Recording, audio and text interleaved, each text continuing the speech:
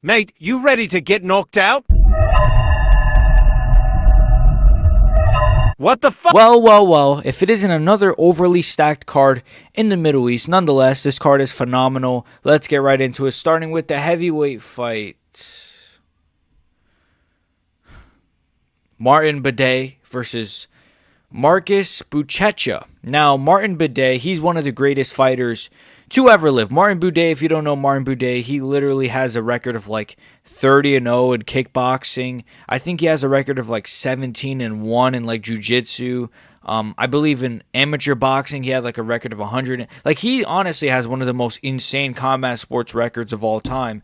And he's facing Marcus Buchecha, who he and himself, former Glory kickboxing champion, these guys, look, both of these guys are complete marauders.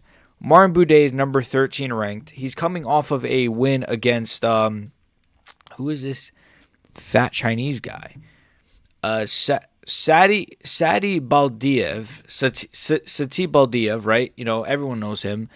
He beat Arlovsky via split decision. Yikes, kid. And then he lost to the GOAT Shamil Gaziev by KO.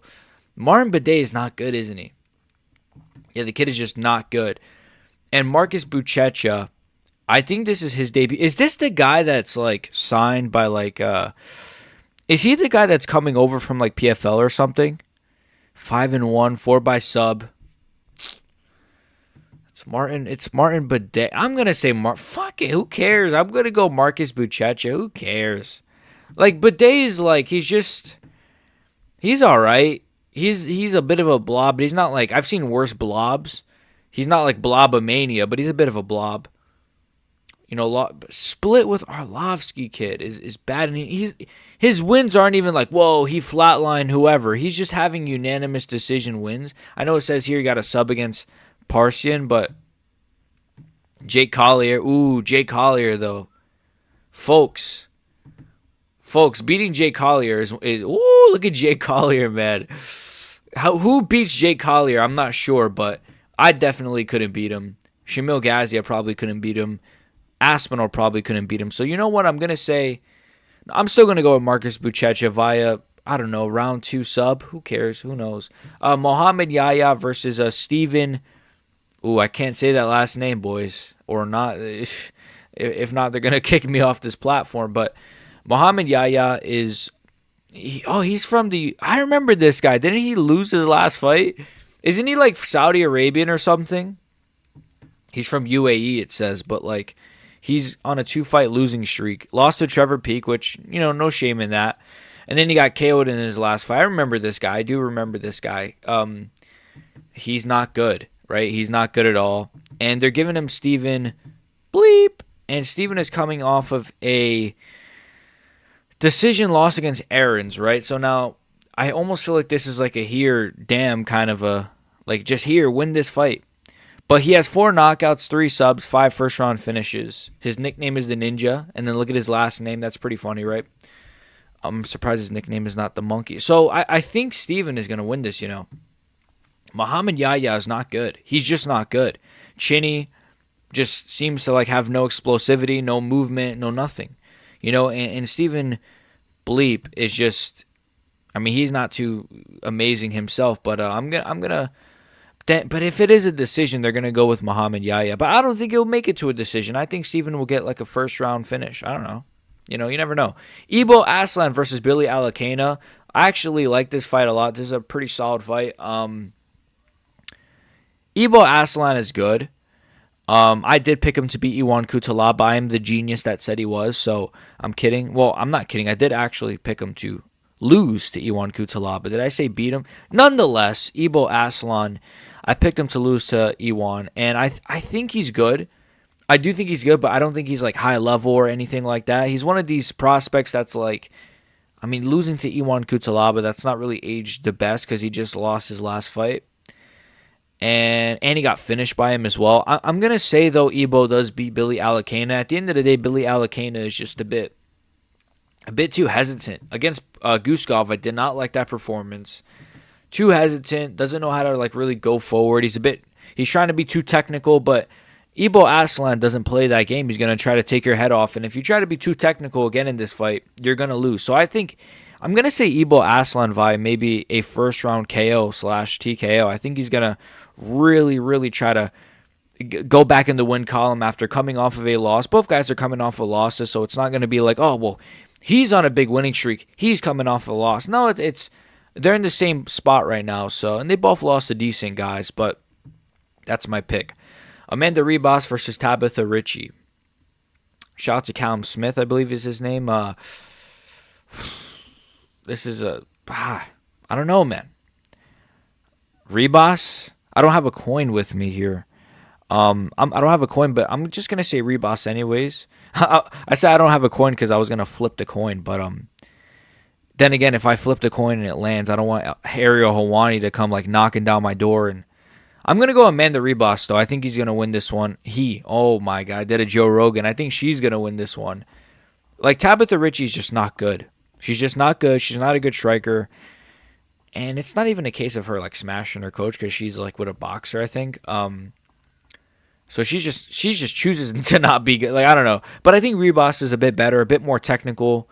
Can go for it a bit more. She's been in more like she's faced higher level comp as well, Amanda Ribas, you know. Like didn't she face Thug Rose? Like Mackenzie Dern, Thug Rose. You know what I mean? Like Macy Barber. Those are not bad people to lose to. She's been in a couple of wars, which, yeah, maybe that'll like affect her. Like maybe that will mean that she's gonna be like slower, or maybe she'll be like have too much damage. But Tabatha Ricci's like her highest level of competition is like Yan Xiaonan. Wait a minute. Hold on. She lost to Yan Xiaonan. Now she's getting. Wait, what? And now she's getting Ribas? Wait, what? I don't understand this. Isn't Yan Xiaonan highly ranked? Wait, this doesn't make this match. Wait a minute. This matchup makes zero sense.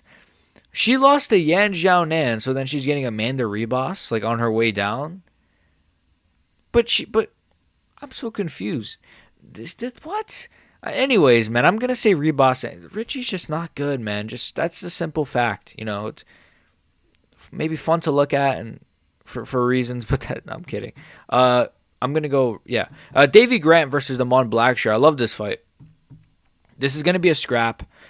Both guys have solid chins. I love this fight a lot, honestly. This is a really, really sick fight. Dangerous Davey Grant. I love Davey Grant, man. He's like the old like vet in the like the TV shows or in the movies. Like, you know, there's a crew of like thieves that are gonna like rob a bank, and he's like the OG of the group, right? And Damon Blackshear's like the YN. No, I'm kidding, but I think Davey Grant's gonna win this one. You know, I don't know. I trust him a little more than Damon Blackshear. He's a bit more consistent. He kind of performs more consistently. Damon Blackshear, sometimes he's a bit like, I don't know, man. He's too technical sometimes. Sometimes he looks like a world beater. He has a couple of good subs.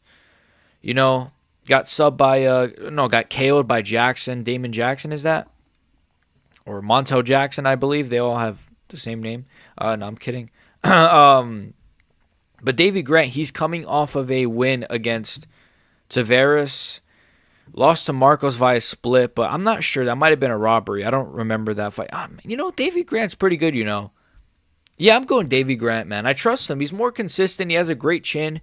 He's slick, you know. Slick boxer. He fights like a boxer from like the 90s, you know. Just dangerous Davey Grant, man. There's not much to say here. I think he's got this one in the bag. I'm going to say a decision.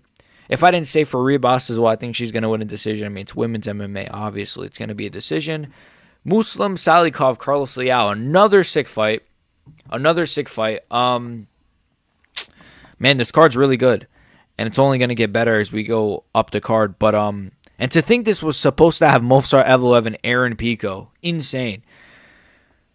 Muslim Salikhov, Carlos Leal. This is tricky. This is really tricky because Muslim Salikhov is very good. The king of Kung Fu. And he has KO power. He has a great wheel kick, blah, blah, blah. He's older, but like he's shown that like his age is not really much of a diminishing factor in his fights. But Carlos Leal, on the other hand, he's, you know, coming off of a win against Alex Morono, and he got robbed, in my opinion, against Renat Forkretinov. In my opinion, that was a really bad robbery. Like I'm going to say this, maybe this is like whatever. I think that was one of the, I'm going to say this. I think that was one of the worst modern day robberies I've ever seen. His robbery loss against Renat. And it wasn't even a split. I think that was a bad robbery. So, you know what? This one's very tricky, man, because I think if Leal really gets in Muslim Salikhov's face, I do think he could make it scrappy, but I think Salikhov is good, you know. Salikhov is good enough to win this, I think, man. He is. Sonkanando, it's like Ponzinibbio split. Randy Brown KO'd him. He's been KO'd before, you know. Fialho, Dalby beat him, not really the best look. Oh, this one's a tricky. Li Jinliang KO'd him. This is a very hard fight to predict. You know what? Fuck. I feel like Carlos Leal doesn't have the KO power, though. Like he couldn't KO Morono for a while there, man. And it's like... But you know what? I'm going back and forth in my head because I can see Leal really unloading the clip in that first round, Salikhov surviving, and then like getting a late rounds finish, round 2, round 3 finish. I could see him surviving the early onslaught and then winning. So I think I might go with Muslim Salikhov, you know. But Leal is very good. He's tough. He's durable. Again, his only loss is to Renat, which is not a bad loss in itself, but I thought it was a robbery. Muslim Salikhov, though, man. This is an extremely hard fight to predict. I'm going to probably lean towards Muslim Salikhov. I'm going to say Carlos Leal. Fuck it. I think Carlos Leal's got it. I don't know, man. I'm going to say Carlos Leal gets a early round 2 TKO. I think Salikhov survives the first. Leal. You know what? I'm going to say... man, this is the hardest pick of the year. I'm going to say Muslim Salikhov. No, you know what? I'm going to say Carlos Leal. I'm going to say Carlos Leal by round 2 TKO. Round 1 TKO. Round 1 or 2 TKO. I'm just going to move on. Bryce Mitchell, Said Nurmagomedov. This fight is really hard to predict as well. Man, Bryce Mitchell is moving down to bantamweight. He actually looks in tremendous shape, but he looks very weight drained. His face is like super thin, like he just looks super drained. So I'm kind of like, I'm not sure, man. I think this could be, look, Said Nurmagomedov is not going to KO him. He's not going to wheel kick him. He's not going to KO him with the right hand. You know, like he doesn't have to worry about Said Nurmagomedov on the feet. I hate saying this guy's name, and I hate looking at his face too, but he's not going to have to worry about getting KO'd or TKO'd, but I do think it will get to the ground. Is he going to have the strength to match Said Nurmagomedov? You know, the inbred strength, the Dagestani strength. I'm not sure, man. I'm not sure. Said is coming off of a loss to Vinicius Oliveira. Was Said Nurmagomedov ranked? Why is he getting... Wait, is he ranked? He lost to Vinicius Oliveira. Then he beat Gafarov. Then he lost to Jonathan Martinez. Oh, this guy's like kind of shit. Hold on. I thought he was like...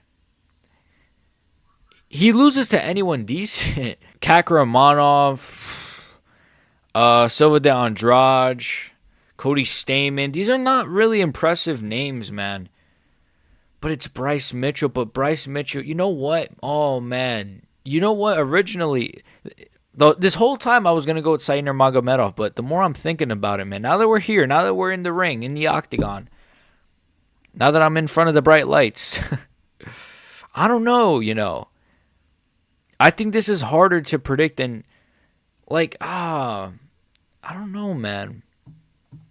He subbed Gafarov. You know what, man? Okay, let's say this. Is Bryce Mitchell going to sub him? I don't think so. Realistically, it's probably going to be a close decision. Are they going to give Bryce Mitchell a close decision in Abu Dhabi? No, they're not. So that's why I'm kind of like, I could say Bryce Mitchell. It kind of almost makes more sense. I mean, if you look at Bryce Mitchell's worst losses, it's like, oh, he lost to who? Gene Silva. He lost to Josh Emmett. Not the best loss in hindsight, I guess. Ilia Topuria And then it's like, but you know what? I did this with the Gene Silva fight. You know what? You guys know I picked Bryce Mitchell to beat Gene Silva. One of my worst all-time picks.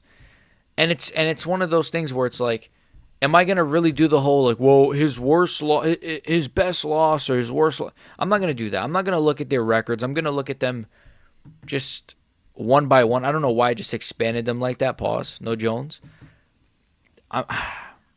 I'm just going to say Said Nurmagomedov wins a robbery. Honestly, that's my prediction. I think Said Nurmagomedov is going to win a robbery. I think, oh my God, what is happening, man? Fucking, I almost said a slur. I think Said is going to win a robbery. I think it's going to be one of those where people are going to be like, robbery, they robbed Bryce Mitchell. I'm 100% confident that, I can 100% see this, is what I'm going to say. I'm not confident that Nurmagomedov is going to win or Bryce. But what I can see is Said Nurmagomedov winning a robbery decision. I'm going to scream about it and cry about it. Everyone's going to scream and cry about it. Bryce is going to say he got robbed. I can just see it. I can see it more than, Said dominated him and subbed him, or Bryce dominated him and subbed him, or I can just see it being too close to call, and that's what's going to happen. So, poor Bryce Mitchell, right? Nikita Krylov versus Bogdan Guskov. I'm not sure who to pick here. I don't really like this for Nikita Krylov, you know. I understand, like, he was off for 2 years. He probably needs the money. He probably wants the activity now that he just came off of a KO. That's probably his mindset, you know. Oh, well, I was inactive, so that's why I got KO'd. Ozdemir's not a bad, it's actually a great win. Gustafsson, washed. Ryan Spann maybe is aged all right, you know, because Ryan Spann just won. So, Reyes is not a bad name to lose to, but getting flatline KO'd is a bit... It might change how he fights as well, you know. Bogdan Guskov beat Billy Elekana, Ryan Spann, Paul... You know what? I'm just going to say Guskov, man. It's safer to pick him anyways, and I'm not just going to pick someone who's safe. Obviously, you guys know that's not how I pick fights. But I'm going to say Guskov wins just because, to me, it just makes a little bit more sense, man. As sad as that is to say, like, Nikita Krylov is very good. You know, I'm a big fan of him, as I know you guys are. You know, he's a fun fighter, blah, blah, blah. But at the end of the day, like Bogdan Guskov, he's got momentum. He's got good pressure. He's got submissions. He's got KO power. He has a lot of tools, and I think, like, Nikita Krylov, man, he might be too hesitant. You know, he might be too much in his head in this fight. And I could see that allowing Guskov to sort of, you know, just be the better fighter, be the guy who's pushing the pace more. I could see Bogdan Guskov winning a 2-1 decision. Maybe I'll say a 3-0, to be honest with you, like a 3-0 decision. I think he's going to dominate Nikita Krylov on the feet. And, yeah, that's my pick. Asu Almabayev versus Jose Ochoa. Now, this originally was Ramazan Tamirov versus Asu Almabayev. I believe Ramazan Tamirov, I believe he, like, popped for something. I don't know what it was. He said it was a tainted sub. Whatever. Who cares, right? You know, they're all ugly anyways. I think Asu Almabayev is going to lose this one. I'm just going to say that. Man, look at his face. He looks like a little frog. But he just has a funny face to me. I'm sorry. Look, he lost to Manel Cap. He had a robbery. He had a decision against Nicolau, which is not aged very well at all because Nicolau was just not really... you know, I don't care, bro. I'm just gonna say Jose Ochoa. I don't really need to, like, really break this one down. It's kind of just... It's kind of simple, man. I just think Ochoa is... He's coming off of a sick KO. He's got good pressure. Almabayev as well, like, we've seen him, he gets backed up against the cage a little bit too much, and I think unless Ochoa is just completely incompetent on the ground, which I don't think he is at all, I do think Ochoa can really do some damage on Asu Almabayev, and I think he's going to get maybe a... I'm gonna say he wins a decision. I'm gonna say he wins a decision. I'm gonna say Almabayev allows it to be competitive in the first round, keeps it competitive in the first round. Maybe he wins the first. And I think Ochoa is going to pressure more and more as the fight goes on and just swing the fight into his favor and win a decision. And, you know, momentum is a factor as well. You know, he's coming off of a KO win. Almabayev is coming off of a TKO loss, even though it was a bit of an eye poke thing. But I got Ochoa in this one. I know it's short notice, but it is what it is, man. You know, he's a very stylistic. He's very stylistically different to Ramazan Tamirov. So, Shara Magomedov versus Marc-Andre Barriault. Ooh, now we're getting into the big fights here. Shara Magomedov.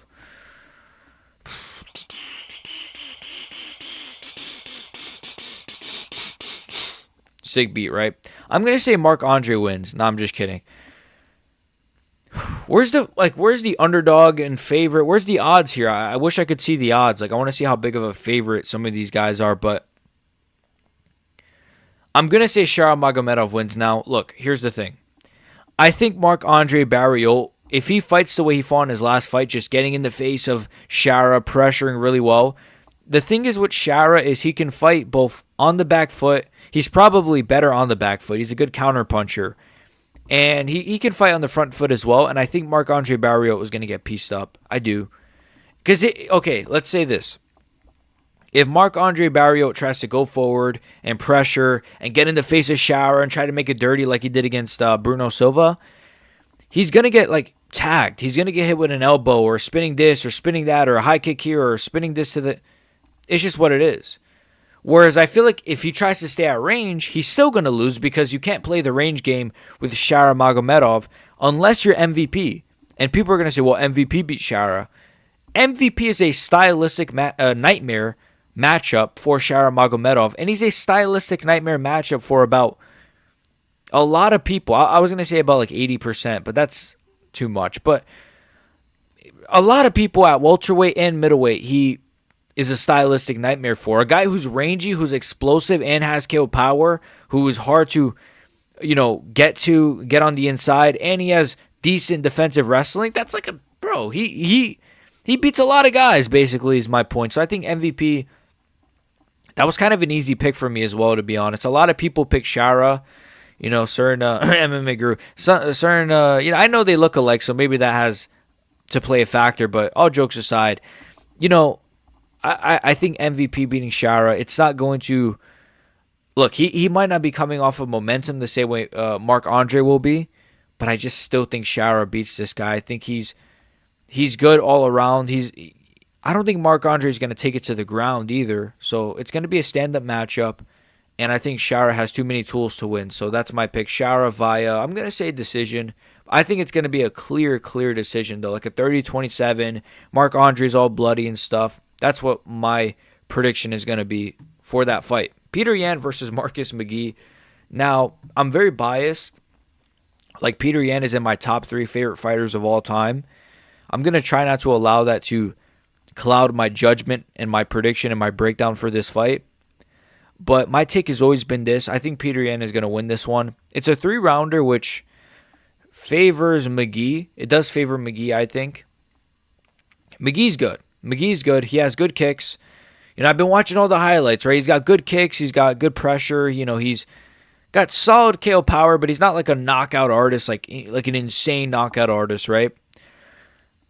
But he has good kicks. I just think Petr Yan, I just think he's too technical. I think he's too slick. I think he's too good on the inside, and he's decent on the outside as well. He can close the distance well. He's could mix in the wrestling, which I think he will. I could see Petr Yan using a bit more wrestling in this fight than usual. Because he's one fight away from a title shot, bro. You guys have to understand, like, if it's against Song Yadong, all right, I'm going to be more comfortable just throwing kicks. If it gets close, it gets close.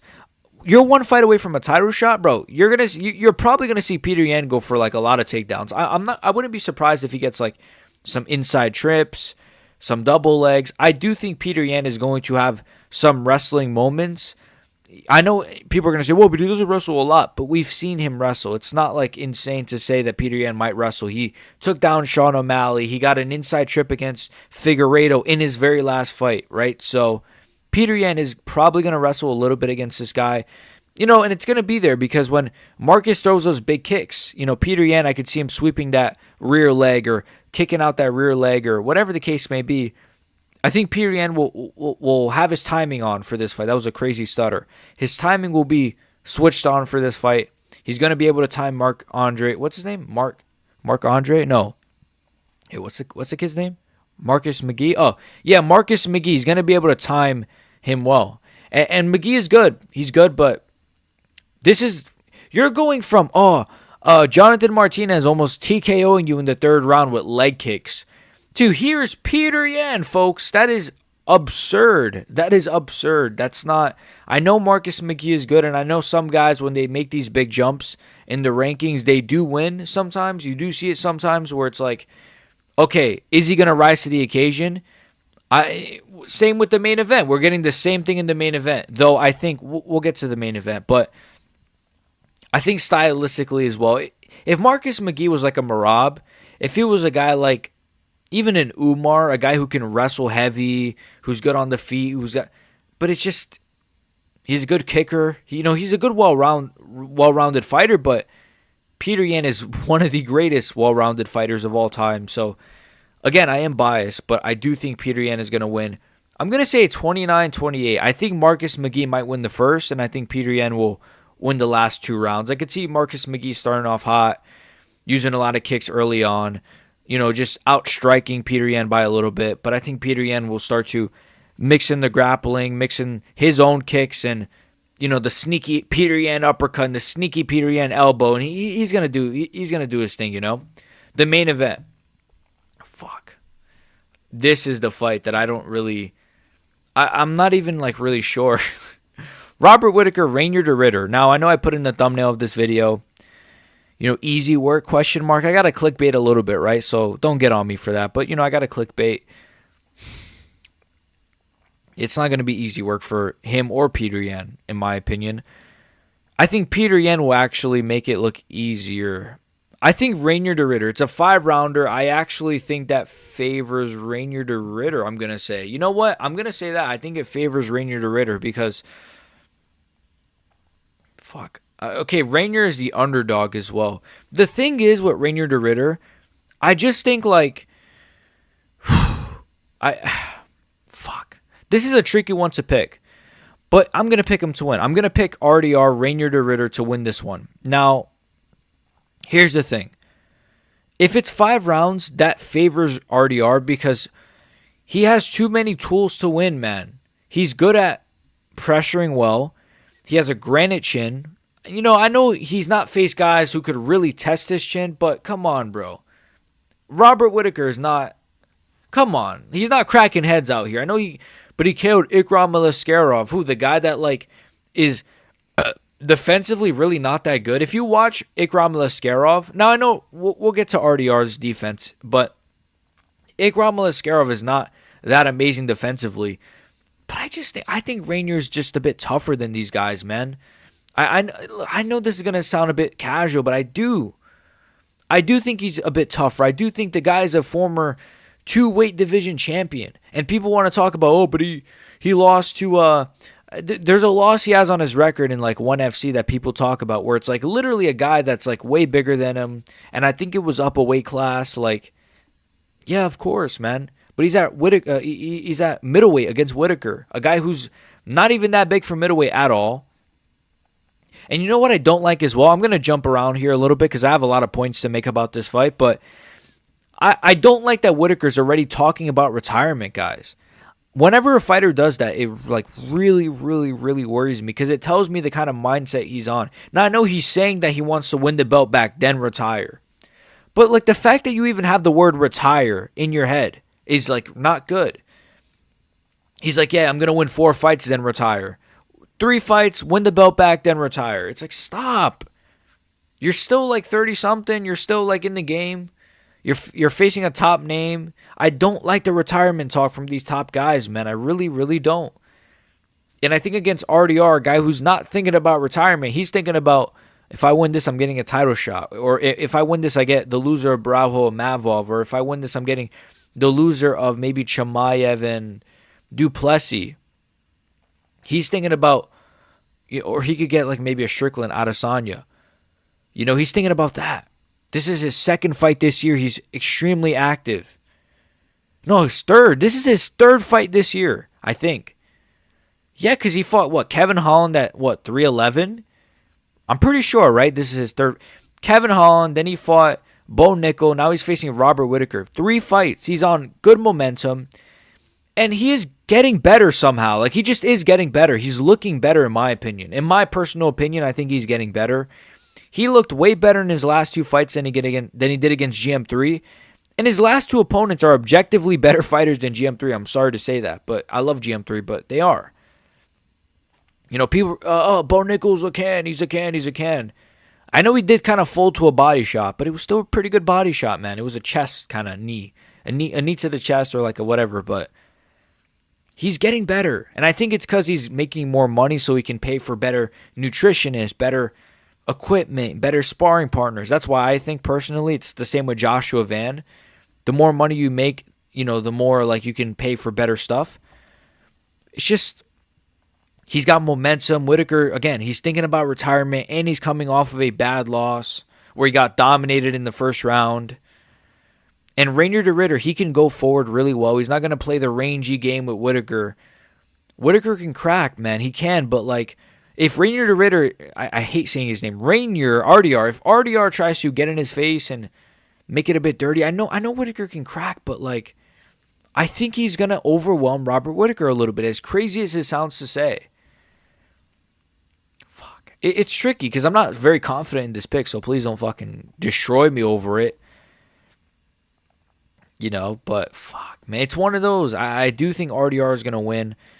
You know, I do. I do think he's going to win. I think what he's going to do is he's going to pressure. He's going to drown out Whittaker a little bit. He's going to mix in the wrestling, the clinch game. He's going to throw big shots. He's going to throw good shots to the body. You know, Whittaker's chin is also a little bit dodgy. It's always been dodgy, but it's a little bit dodgy, man.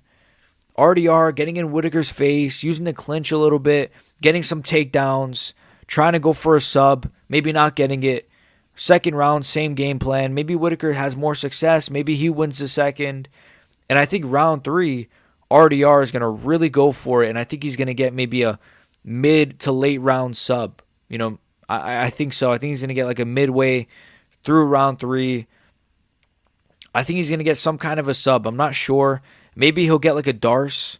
Maybe he'll get like I could see like a head and arm triangle or something. Like he gets top position, tries to go for a head and arm triangle.